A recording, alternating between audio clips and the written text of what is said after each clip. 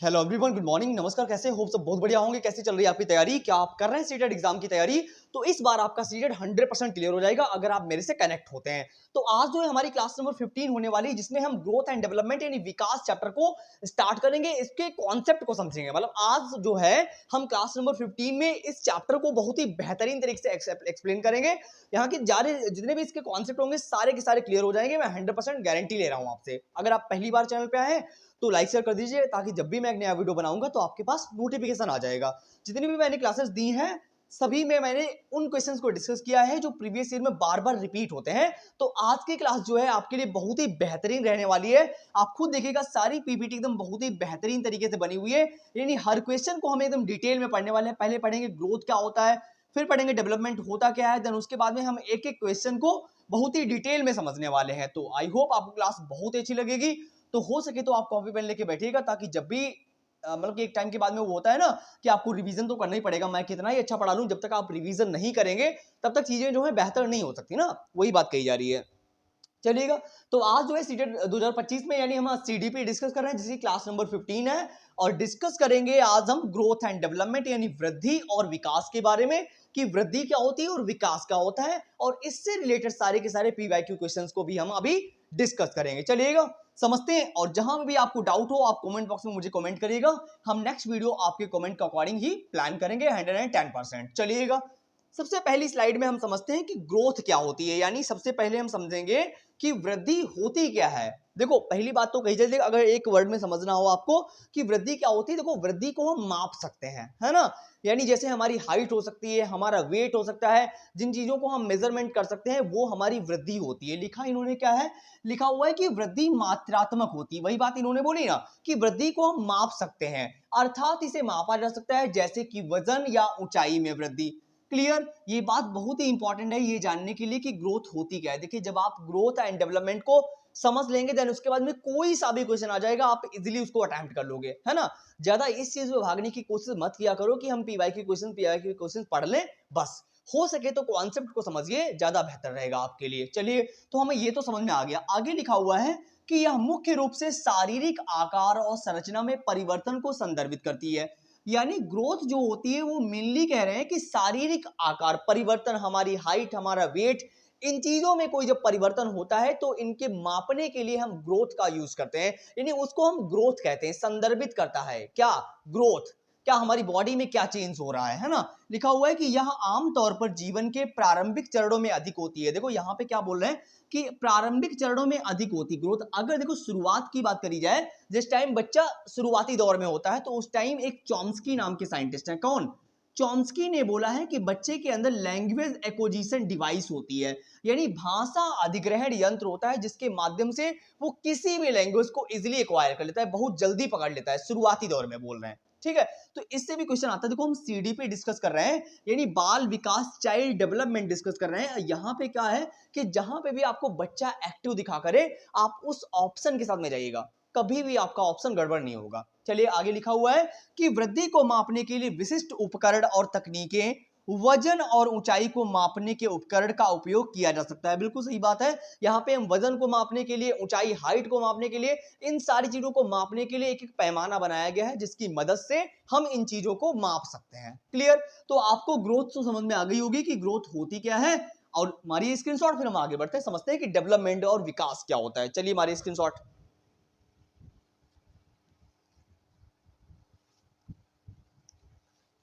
चलिएगा, आप समझते हैं, आगे देखते हैं डेवलपमेंट हमारा क्या है, उसको भी समझ लेते हैं, फिर हम देन क्वेश्चंस करें, पढ़ते हैं, आगे बढ़ते हैं। आगे पढ़ेंगे विकास के बारे में। देखिए, डेवलपमेंट क्या होता है, पढ़िए जरा फटाक से। डेवलपमेंट क्या होता है, देन उसको बाद में हम इनके क्वेश्चन को डिस्कस करेंगे। चलिए बताइएगा फटाक से क्या लिखा हुआ है। देखो, अगर डेवलपमेंट की बात की जाए, विकास की बात करें, देखो विकास जो होता है वो कई पहलुओं में होता है। ऐसा नहीं कि सारी चीजों का विकास जो है एक साथ होगा, ऐसा बिल्कुल भी संभव नहीं, बिल्कुल पॉसिबल ही नहीं है। इसीलिए विकास जो होता है कई डायरेक्शंस में, कई पहलुओं में होता है, जिसको मापना आसान नहीं होता है, और कहा जाता है कि ये एक जटिल प्रक्रिया है। कैसी है? जटिल प्रक्रिया है। देखो क्या लिखा हुआ है कि विकास मात्रात्मक और गुणात्मक दोनों ही होते हैं, यानी विकास डेवलपमेंट जो होता है वो मात्रात्मक भी होता है और गुणात्मक भी होता है, यानी कई तरीके से होता है। लिखा हुआ है कि यह विभिन्न पहलुओं में परिवर्तन को संदर्भित करता है, जैसे कि शारीरिक, संज्ञानात्मक, सामाजिक और भावात्मक। देखो, कभी हो सकता है कि आपका संज्ञान बेटा जल्दी हो सकता है, कभी हो सकता है कि आप जिस समाज में रह रहे हैं उस समाज के प्रति समझ आपकी जल्दी बेहतर हो जाए, कभी आपकी भावनाएं यानी जो भावात्मक समझ है वो जल्दी विकसित हो जाएगी। ऐसा नहीं कि सारी चीजों का विकास एक साथ हो जाएगा। आप हैं, आपका दोस्त है, जरूरी तो नहीं कि आप जितनी जल्दी बड़े हो रहे हो उतनी जल्दी आपका दोस्त भी बड़ा हो रहा हो, ऐसी बातों नहीं हो सकती ना। तो विकास जो है कई चरणों में होता है। जैसे प्याजे के अकॉर्डिंग प्याजे ने विकास को चार स्टेजेस में बांट दिया हुआ है ना। तो वही बातें अलग अलग पहलुओं में होता है। लिखा हुआ है कि यह पूरे जीवन काल में होता है और विभिन्न चरणों में होता है। ऐसा नहीं कि आपका विकास जो है वो है जन्म से लेकर मृत्यु तक, यानी आप सीखते ही रहते हो, आपका विकास होता ही रहता है किसी ना किसी फील्ड में। लिखा हुआ है कि विकास को मापना अधिक जटिल है। जटिल का मतलब कॉम्प्लेक्स प्रक्रिया है। क्यों? क्योंकि कई डायरेक्शंस में होता है, क्योंकि यह विभिन्न पहलुओं को शामिल करता है और इसे मापने के लिए विशिष्ट उपकरण तकनीकें नहीं होती। यानी विकास को मापने के लिए विभिन्न तरीके की तकनीकें नहीं है। जैसे कि वृद्धि को मापने के लिए विभिन्न तरीके के उपकरण हैं, लेकिन विकास को मापने के लिए डिफरेंट टाइप के उपकरण नहीं है। 1 मिनट, जरा 1 मिनट रुकिएगा, 1 मिनट।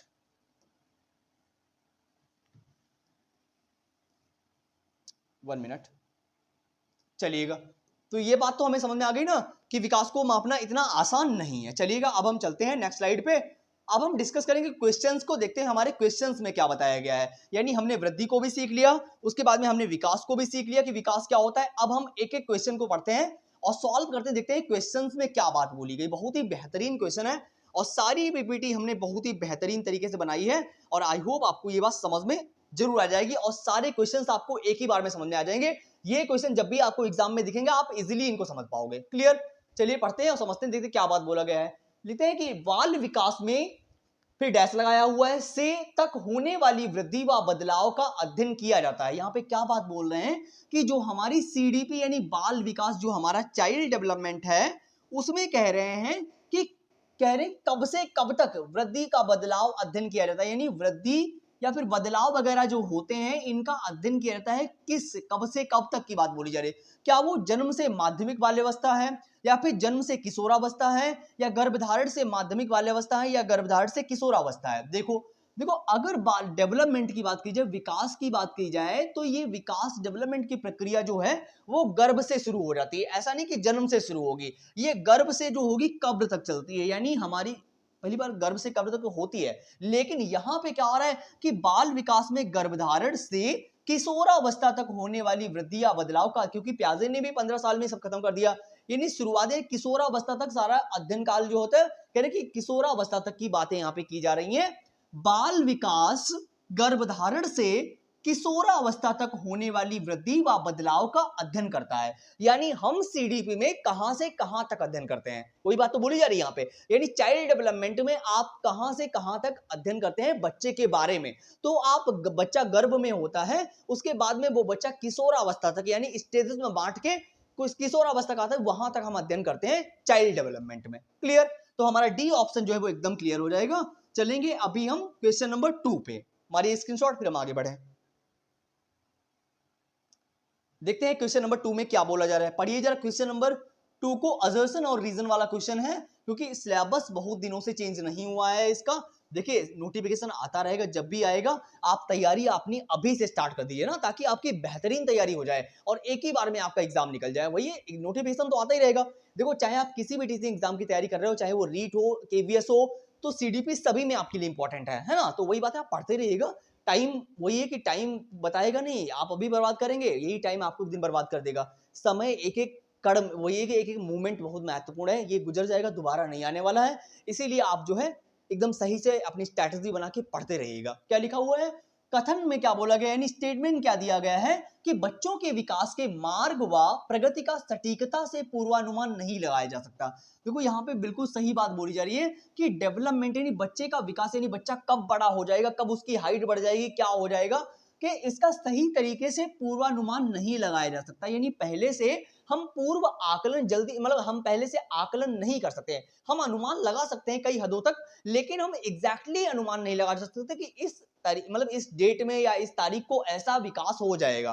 क्या हम ऐसा कर सकते हैं? नहीं। तो ये एकदम ट्रू बात बोली गई, सत्य बात बोली गई है, ये स्टेटमेंट तो राइट है। आगे लिखा हुआ है आनुवंशिकता और पर्यावरणीय कारकों के अनूठा संयोजन बच्चों में अलग अलग बदलाव का मार्ग तय करते हैं। बिल्कुल सही बात है कि बच्चे के विकास में आनुवंशिकता और पर्यावरण का बहुत बड़ा रोल है। यानी विकास जो होता है, अगर डेवलपमेंट की बात करी जाए तो विकास जो होता है आनुवंशिकी, क्या विकास जो होता है आनुवंशिकी और पर्यावरण के गुणनफल होता है। पर्यावरण यानी जो हमारा डेवलपमेंट है वो जेनेटिक्स और एनवायरनमेंट के गुणनफल के बराबर होता है, यानी दोनों का रोल बराबर बराबर है किसी भी बच्चे के विकास के लिए। क्लियर? तो जहां पे हम जैसे रहते हैं जिस एनवायरनमेंट में, वो हमारा एनवायरनमेंट हमारे लिए बहुत ही महत्वपूर्ण होता है कि हमारे आसपास के लोग कैसे हैं। जैसा कि वाइगोत्स्की ने अपने संज्ञानात्मक विकास के सिद्धांत में ये बताया हुआ है कि सांस्कृतिक सिद्धांत में बताया है कि कल्चरल टूल यानी हमारा एनवायरनमेंट हमारे लिए बहुत इंपॉर्टेंट है, और हेरिडिटी के बारे में प्याजे ने बहुत बड़ा रोल बताया हुआ है। क्लियर? तो दोनों बातें एकदम सही कही गई हैं, और ए का जो आर जो है वो करेक्ट एक्सप्लेनेशन भी कर रहा है। क्लियर? तो हमारा ए ऑप्शन जो है वो क्लियर हो जाएगा कि ए और आर दोनों सही हैं और आर ए की सही व्याख्या कर रहा है। क्लियर? फर्स्ट ऑप्शन के साथ में हम जाएंगे। चलिएगा अब पढ़ेंगे क्वेश्चन नंबर थर्ड को। देखते हैं क्वेश्चन नंबर थर्ड में क्या बात बोली जा रही है। चलिए, क्वेश्चन आया है सामाजिकरण से, यानी सोशलाइजेशन क्या होता है। देखो, सोशलाइजेशन से रिलेटेड हम आपको पूरा टॉपिक दे चुके हैं कि सामाजिकरण क्या होता है ना। फिलहाल के लिए फिर से हम क्वेश्चन को पढ़ते हैं कि सामाजिकरण क्या है। देखो क्या लिखा हुआ है कि समाज के रीति रिवाजों को पारित करने की एक सरल प्रक्रिया है, यानी हमारे समाज में जो रोज रीति रिवाज हो रहे हैं उनको पारित करने की एक सरल प्रक्रिया। सोशलाइजेशन को पहली बात तो कोई सरल प्रक्रिया होती नहीं है ना। आगे लिखा हुआ है कि जटिल प्रक्रिया है जो प्रत्यक्ष और अप्रत्यक्ष दोनों रूप से होती है। बिल्कुल में भी हो सकता है। व्यवस्थित तरीके से होने वाली रैखिक नहीं होती, पैरेलल होती, ये भी गलत हो गया है। औपचारिक प्रक्रिया है जो केवल परिवार द्वारा नियोजित, केवल जहां पे आ जाए वो गलत है। जटिल प्रक्रिया है, बिल्कुल सही बात है, ये एक कॉम्प्लेक्स प्रक्रिया होती है जो प्रत्यक्ष और अप्रत्यक्ष दोनों रूप से हम पे प्रभाव डालती है। यानी हमारा समाज हमारे लिए बहुत ही बेहतर है, बहुत ही इंपॉर्टेंस रखता है हमारे जीवन में कि हम क्या सीखते हैं, क्योंकि बच्चे जो होते हैं वही सीखते हैं जो उनके आसपास के एनवायरनमेंट में होता है। क्लियर? चलते हैं अभी क्वेश्चन नंबर फोर्थ पे, देखते हैं क्वेश्चन नंबर फोर्थ में क्या बात बोली जा रही है। चलिएगा समझते हैं कि क्वेश्चन नंबर फोर्थ में क्या बोला गया। देखिएगा लिखा हुआ है कि कैरोल गिलिगन, यानी एक साइंटिस्ट का नाम है कैरोल गिलिगन, इन्होंने क्या बात बोली समझते हैं। देखो, कैरोल गिलिगन ने लॉरेंस कोहलबर्ग की बात आ जाएगी तो आप नैतिक विकास के साथ में जाएंगे। उन्होंने नैतिक विकास के बारे में बताया हुआ है लॉरेंस कोहलबर्ग ने। तो यहां पे क्या बात बोली गई है कि कैरोल गिलिगन ने लॉरेंस कोहलबर्ग के नैतिक विकास की समालोचना करते हुए तर्क रखा है कि कोहलबर्ग नारीवादी नैतिकता जो जोर देती है को नकारते हैं। यानी ये जो है, जो क्या नाम, कोहलबर्ग ने जो सिद्धांत दिया हुआ है नैतिक विकास की समालोचना करते हुए तर्क रखा हुआ है कि कोहलबर्ग नारीवादी नैतिकता पर जोर देती है को नकारते हैं। कौन से साइंटिस्ट हैं जो क्या नकारते हैं इनमें से? क्या वो देखभाल की नैतिकता को नकारते हैं, नैतिक आदर्श को नकारते हैं, न्याय की नैतिकता को नकारते हैं, या फिर सामाजिक अच्छाई की चिंता को नकारते हैं? तो कैरोल गिलिगन जो होते हैं वो देखभाल की नैतिकता को नकारते हैं। यानी ए ऑप्शन जो है वो हमारा क्लियर हो जाएगा। फर्स्ट ऑप्शन के साथ में हम जाएंगे। ये सारे के सारे ऑफिशियल आंसर किए, मैं अपने पास से कुछ भी नहीं बता रहा हूं। क्लियर? पढ़िएगा जरा, अभी डिस्कस करेंगे फिर नेक्स्ट क्वेश्चन।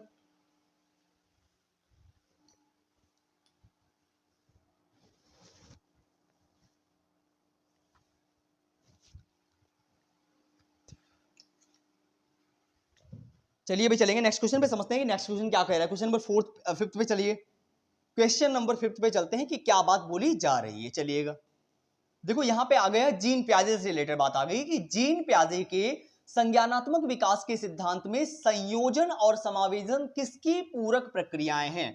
देखो, अगर जीन पियाजे की बात करी जाए तो मैं आपको पहले बता चुका हूं कि जीन पियाजे ने सांस्कृतिक अपने जो संज्ञानात्मक सिद्धांत इनका सिद्धांत है, इसमें इन्होंने आनुवंशिकी को बहुत महत्वपूर्ण रोल दिया हुआ है, कि आनुवंशिकी को बहुत बड़ा रोल दिया हुआ है इन्होंने। चलिए हेरिडिटी के बारे में बताया हुआ है इन्होंने। अब देखो जीन प्याजे ने क्या किया है, डेवलपमेंट की प्रक्रियाओं को 4 स्टेजेस में बांट दिया है। इनकी थ्योरी से रिलेटेड क्वेश्चन आएगा ही आएगा 110%। क्या लिखा हुआ है कि जीन प्याजे के संज्ञानात्मक विकास के सिद्धांत में संयोजन और समायोजन किसकी पूरक प्रक्रियाएं हैं? क्या वो अनुकूलन की हैं? क्या वो सीखने के निकट क्षेत्र से हैं? क्या वो संरचनात्मक चित्रण से है, अग्रिम आयोजन से है? देखो अग्रिम आयोजन की कोई बात नहीं हो रही यहाँ पे, ना ही संरचनात्मक चित्रण की बात हो रही है। सीखने का तटस्थ चित्र इनसे रिलेटेड है नहीं। एक ही बात इनसे रिलेटेड आ रही है जो अनुकूलन है। एडेप्टेशन एक ऐसी प्रक्रिया है यानी जहां पे क्या होता है, हम किसी भी इन्वायरमेंट में अपने आप को एडॉप्ट कर लेते हैं। यानी किसी भी इन्वायरमेंट में जब हम जाते हैं, मान लीजिए जब हम किसी रिलेटिव के घर पे जाते हैं तो हमें 4 दिन वहां के इन्वायरमेंट में अनुकूलन होने में लग जाता है कि हमको अच्छा नहीं लगता है, फिर 4 दिन के बाद हमें वही अच्छा लगने लगता है। कहते हैं ना, जिस जहां जगह पे जिस जो लोग रह रहे हैं उनको वही अच्छा लगने लगता है। क्या मतलब, उन्होंने उस इन्वायरमेंट को अडॉप्ट कर लिया हुआ है ना, अडॉप्ट कर लिया हुआ है, अनुकूलित हो गए हैं वो उस इन्वायरमेंट के प्रति। क्लियर? तो हमारा फर्स्ट ऑप्शन जो है वो एकदम क्लियर हो जाएगा यहाँ पे। चलिए अब चलें क्वेश्चन नंबर 6 पे, समझते हैं क्वेश्चन नंबर 6 में क्या बात बोली जा रही है, देखते हैं। चलिएगा देखो क्या लिखा हुआ है, कह रहे राष्ट्रीय शिक्षा नीति 2020 के अनुसार, यानी न्यू एजुकेशन पॉलिसी की बात करें या एनईपी की यहाँ पे बात करें, हम राष्ट्रीय शिक्षा नीति एनईपी की बात करें 2020 के अनुसार शिक्षा को किस पर बल देना चाहिए। क्वेश्चन नंबर 6 में क्या बोला गया है कि राष्ट्रीय शिक्षा नीति सन 2020 के अनुसार शिक्षा को किस पर बल देना चाहिए। क्या वो संकल्पनात्मक समझ यानी कॉन्सेप्चुअल कॉन्सेप्ट होते हैं, या फिर गैर संदर्भित विषय वस्तु होनी चाहिए, रटकर सीखना हो, या फिर परीक्षाओं के लिए सीखना। देखो आप क्वेश्चन को एलिमिनेट कर सकते हैं इजीली। देखो परीक्षाएं बार बार कराओगे तो क्या सब सही हो जाएगा? परीक्षाओं को बार बार कराने से कुछ ना होगा भाई, है ना। यानी परीक्षा आप बार बार कराते रहोगे तो उससे कुछ नहीं होने वाला। तो ये तो रटना भी नहीं है आपको, रटना तो बिल्कुल भी नहीं, रोड लर्निंग तो बिल्कुल बेकार है। परीक्षाओं के लिए बार बार नहीं, गैर संदर्भित क्यों होंगे? आप कॉन्सेप्ट को समझिए, यानी आपकी समझ जो है वो संकल्पनात्मक समझ होनी चाहिए, यानी आपके कॉन्सेप्ट बेहतर होने चाहिए। तो ए ऑप्शन के सामने हम जाएंगे। देखो आपको कभी भी रटना आ जाए, रोट लर्निंग पे आ जाए तो हमेशा काट दीजिए उसको। गैर संदर्भित तो हो ही नहीं सकता। परीक्षाओं के लिए सीखना है, परीक्षाओं के लिए तो ये सीखना, परीक्षाओं के लिए थोड़ी ना सीखते हो आप, है ना। तो वही बात है, हमेशा जीवन भर आपको ये एग्जाम पास करना है इसलिए ये सीख रहे हो, है ना। ऐसा नहीं हो सकता, हमें कुछ चीजें जीवन में आगे बढ़ने के लिए भी सीखनी पड़ती हैं। तो हमारे लिए ए ऑप्शन क्लियर हो जाएगा। अब हम चलेंगे क्वेश्चन नंबर 7 पे, देखते हैं क्वेश्चन नंबर 7 में क्या बात बोली जा रही है। चलिए देखो लिखा हुआ है कि बाल केंद्रित शिक्षण में सीखना मुख्यतः किस प्रकार होता है। यहां पे क्या बात बोली जा रही है कि बाल केंद्रित शिक्षण में सीखना मुख्यतः किस प्रकार होता है। यहाँ पे बाल केंद्रित शिक्षण की बात हो रही है, छोटे बच्चे की बात हो रही है, सीडीपी पढ़ रहे हैं हम लोग ना। तो शिक्षकों द्वारा प्रत्यक्ष निर्देश, यानी टीचर जो कहे उसकी बात को ही, केवल उसके निर्देश को ही पालन करना, ऐसा होना चाहिए केवल, है। पाठ्य पुस्तकों से, केवल किताबों से ही पढ़ना चाहिए, या किताबों से ही उनपे मुख्यतः बल देना चाहिए, या बाल केंद्रित शिक्षण विविध स्रोतों का अन्वेषण करके, बिल्कुल सही बात बोली जा रही है, डिफरेंट टाइप से अन्वेषण करके। अन्वेषण का मतलब होता है खोज करके। जिसे प्याजे ने बोला है कि बच्चा जो होता है शुरुआत में नन्हा साइंटिस्ट होता है ना, यानी वो शुरुआत में डिफरेंट टाइप से खोज करता है, बड़ा क्यूरियस होता है, यानी हर चीज के प्रति अपनी समझ बनाने की कोशिश करता है। तो डी ऑप्शन जो एकदम क्लियर हो जाएगा। अधिगमकर्ताओं के निष्क्रिय सुनने से ऐसा कैसे हो जाएगा, है। बाल केंद्रित बच्चा जो है यहीं पे सेल्फ सेंटर्ड है ना। जहां पे वो कुछ एक्टिव आपको दिखे, जहां पे बच्चा एक्टिव दिख जाए आप उस ऑप्शन के साथ जाइए, कभी गड़बड़ हो गई नहीं आपसे, है ना। अब चलते हैं क्वेश्चन नंबर 8 पे, देखते हैं क्वेश्चन नंबर 8 में क्या बात बोली जा रही है। चलिएगा क्या लिख रहे हैं यहाँ पे, फिर से एक असर्शन और रीजन वाला क्वेश्चन आ गया है। बहुत ही इंपॉर्टेंट क्वेश्चन है, जरा एक बार पढ़िएगा और जवाब देने की कोशिश जरूर कीजिए कि यहाँ पे क्या बात बोल रहे हैं। देखिएगा, पढ़िए। तो गर्मी हो रही भाई। देखो क्या लिखा हुआ है, स्टेटमेंट के असर्शन में क्या बोला गया है, इन्होंने कथन में क्या बोला है कि बच्चों को जेंडर उपयुक्त व्यवहार के संकेत शैशवावस्था के चरण से ही मिलने शुरू हो जाते हैं। यानी जेंडर उपयुक्त व्यवहार, यानी लड़का है तो थोड़ा सा वैसे बोले, लड़की है तो थोड़ी सी मासूम तरीके से बोले, यानी ये जो सारी चीजें होती हैं, ये सारे के सारे संकेत जो होते हैं वो शैशवावस्था यानी शुरुआती दौर में मिलने शुरू हो जाते हैं। बिल्कुल सही बात है, ये बिल्कुल सही बात, एकदम ट्रू बात बोली गई है। आगे क्या बोल रहे हैं कि ये तर्क में इसका रीजन क्या बोल रहे हैं कि बचपन में अलगाव व वंचित होने के सामाजिक अनुभव बच्चों में अपूरणीय क्षति कर सकते हैं। बिल्कुल सही बात है कि बचपन में अलगाव व वंचित होने के एक सामाजिक अनुभव, यानी शुरुआती दौर में जब बच्चा छोटा होता है, शुरू में ही आप उसको जब समाज से अलग कर दोगे तो उसकी समझ जो होगी उसको दूसरी तरफ से हो जाएगी, यानी उसको क्षति पहुंचेगी ना, उसके अनुभवों को क्षति पहुंचेगी। वही बात बोल रहे हैं। तो ये बात तो बिल्कुल सही, क्योंकि हमारे डेवलपमेंट में समाज का बहुत बड़ा रोल है ना। हमारा एनवायरनमेंट कैसा है वो बहुत बड़ा रोल निभाता है। अब अगर आप 4 दिन उन पॉजिटिव लोगों के साथ में रहने लगिए जो जीवन में अच्छा सोचते हैं, अच्छा बेहतर करने की सोचते हैं, तो 4 दिन के अंदर आपकी समझ उनके जैसी होने लगती है ना। क्योंकि हम सामने वाले की को अनुकरण कर लेते हैं, उनका अनुकरण करते हैं कि अगर बेहतर कर रहा है तो हमें भी इसके जैसा बनना चाहिए। तो ये बात तो बिल्कुल सही है। लेकिन अगर एक बात देखी जाए तो ये स्टेटमेंट और ये स्टेटमेंट दोनों सही तो हैं, लेकिन क्या ये इसका करेक्ट एक्सप्लेनेशन कर रहा है? नहीं। देखो यहाँ पे शैशवावस्था की बात कर रहा था कि शैशवावस्था में ये संकेत होने लगते हैं, लेकिन यहाँ पे सामाजिक अलगाव की बात कर रहे हैं। तो अलग स्टेटमेंट तो सही है, लेकिन ये इसका करेक्ट एक्सप्लेनेशन नहीं कर रहा है। इसलिए ये ऑप्शन तो नहीं होगा कि ए और आर दोनों सही है, लेकिन ए जो है आर की व्याख्या कर रहा है सही, ऐसा तो नहीं है। ए और आर दोनों सही है, लेकिन आर ए की सही व्याख्या नहीं कर रहा है। तो हम जाएंगे बी ऑप्शन के साथ में। किसके साथ में? बी ऑप्शन के साथ में। चलिए मारिए स्क्रीनशॉट, बढ़े आगे। चलिए अब चलेंगे क्वेश्चन नंबर 9 पे। सेकंड लास्ट क्वेश्चन है। ओवरऑल 10 क्वेश्चन ये डिस्कस करेंगे हम, ताकि सारे क्वेश्चन भी आपको समझ में आ जाए। पढ़िएगा, देखो यहाँ पे क्या बात बोली जा रही है। इन्होंने लिखा हुआ है कि शिक्षकों को बच्चों के मूल्यांकन का विवरण उनके अभिभावकों को देना चाहिए। यानी विद्यालयों में पीटीएम का आयोजन किया जाता है, पेरेंट टीचर मीटिंग का, यानी टीचर जो है उसको बच्चे के जितने भी चीजें हैं वो पेरेंट्स को क्यों बतानी चाहिए, ये बोल रहे हैं। यानी शिक्षकों को, टीचर्स जो होते हैं, बच्चों के मूल्यांकन का विवरण उनके अभिभावकों को देना चाहिए। क्यों देना चाहिए भाई? क्यों आपके बच्चे के ये मार्क्स आए हैं, ऐसा बच्चा आपका पढ़ने में है, ऐसा नहीं पढ़ने में, ये सारी बातें टीचर को बच्चे के माँ बाप को क्यों बतानी चाहिए? ये तो क्वेश्चन पूछ रहा है। देखिए क्या लिखा हुआ है।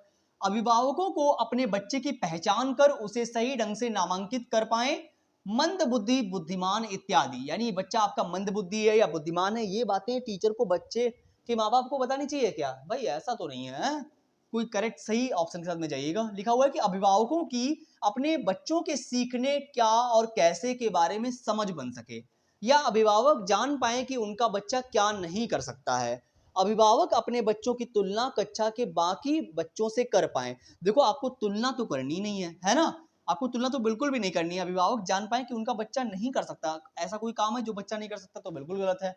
अभिभावकों की एक ही ऑप्शन हमारे पास बचा हुआ है, अभिभावकों की अपने बच्चों को सीखने की समझ, यानी टीचर भी जान पाए बच्चे का आकलन क्या है, बच्चा कहाँ तक सीख सकता है, क्या और कैसे सीख सकता है, इन सारी बातों के बारे में जान पाए। इसलिए टीचर को बच्चे की समझ के बारे में उनके माँ बाप को बताना चाहिए। और टीचर जो है अगर माँ बाप से कनेक्ट में रहेगा तो उनको सारी चीजें पता भी रहेंगी, यानी कैसे पढ़ रहा है कैसे नहीं पढ़ रहा है। तो हमारे लिए पीटीएम बहुत इंपॉर्टेंट है, बच्चे के बारे में भी, कि पेरेंट्स भी जुड़े रहे कि बच्चा हमारा कहाँ तक सीख पा रहा है, कहाँ तक नहीं सीख पा रहा है। पता चले बच्चे के बारे में पेरेंट्स को पता ही नहीं कि बच्चा क्या कर रहा है, क्या नहीं स्कूल में कर रहा है ना, वही चीजें हैं। तो इसके लिए पीटीएम का आयोजन अच्छा किया जा रहा है। चलिए अब चलेंगे क्वेश्चन नंबर 10 पे। देखते हैं क्वेश्चन नंबर 10 में क्या बात बोली जा रही है। लास्ट क्वेश्चन है, देखो क्या बात बोल रहे हैं ये, पढ़िएगा फटाक से और जवाब देने की कोशिश कीजिए कि क्या कह रहे हैं इसमें क्वेश्चन नंबर 10 में। देखो लिखा हुआ है कि सामाजिक आर्थिक रूप से, यानी सामाजिक आर्थिक रूप से वंचित समूहों के छात्रों का अवधारणा सुनिश्चित करने के लिए शिक्षकों को सुनिश्चित करना चाहिए कि वे घर पर ट्यूशन लें, उन्हें स्मरण आधारित बहुत सारे कार्यपत्रक दिए जाएं, स्कूल आने में उनकी रुचि कम ना हो, गैर संदर्भित पाठ्यचर्या का अनुपालन हो। यानी जो सामाजिक आर्थिक रूप से वंचित समूह है, यानी जो गरीब फैमिली से आ रहे हैं, मिडिल क्लास भी नहीं है, ऐसे बच्चों के प्रति आपको क्या करना चाहिए कि आप वो ट्यूशन लें। अरे जब उनके पास उनकी आर्थिक स्थिति ठीक ही नहीं तो वो ट्यूशन कहाँ से लेंगे यार, है ना। उन्हें स्मरण तो रटना तो है ही नहीं आप कुछ भी, है ना। गैर संदर्भित पाठ्यचर्या क्या होनी चाहिए, स्कूल आने में उनकी रुचि कम ना हो, तो वो बिल्कुल स्कूल आते रहेंगे। तो हम जाएंगे इसी ऑप्शन के साथ में, क्योंकि यहीं पे बच्चा हमें एक्टिव दिख रहा है। तो सी ऑप्शन जो वो एकदम क्लियर हो जाएगा। चलिए अब चलते हैं आगे। ओवरऑल 10 क्वेश्चंस हमने डिस्कस किए हैं, आपने कितने सही किए वो आप कमेंट बॉक्स में बता दीजिएगा। आई होप आपको ग्रोथ एंड डेवलपमेंट समझ में आया होगा कि वृद्धि क्या होती है और विकास क्या होता है। कि वृद्धि जो होती है उसको हम माप सकते हैं, विकास जो है वो एक जटिल प्रक्रिया है जिसको हम इजीली नहीं माप सकते हैं, क्योंकि इसके लिए उपकरण बनाए गए हैं, लेकिन इसके लिए कोई भी यंत्र नहीं बनाया गया है कि हम विकास को माप सकें। ओवरऑल 10 आपने आउट ऑफ 10 आपने कितने सही किए वो आप कमेंट बॉक्स में बता दीजिएगा। सेशन अगर आपको अच्छा लगा हो तो प्लीज लाइक शेयर कर दीजिए यार मेरे, ताकि जब भी मैं एक नया वीडियो बनाऊंगा, अगर सेशन अच्छा लगा हो तो प्लीज लाइक शेयर सब्सक्राइब कर लेना, ताकि जब भी हम एक नया वीडियो बनाएंगे तो आपके पास नोटिफिकेशन आ जाएगा। अगर आप पैट एग्जाम की तैयारी या फिर सीटेट यूपीटेट रीट एग्जाम की कर रहे हैं तो प्लीज हमसे कनेक्ट होने की कोशिश कीजिए, हम आपके सारे डाउट्स क्लियर करने की कोशिश करेंगे। बस आप कमेंट करिए, हम नेक्स्ट वीडियो आपके कमेंट के अकॉर्डिंग ही प्लान करेंगे 110%। मिलते हैं फिर एक नई वीडियो में नई आशा और उम्मीद के साथ में। Thank you so much for coming, thank you so much.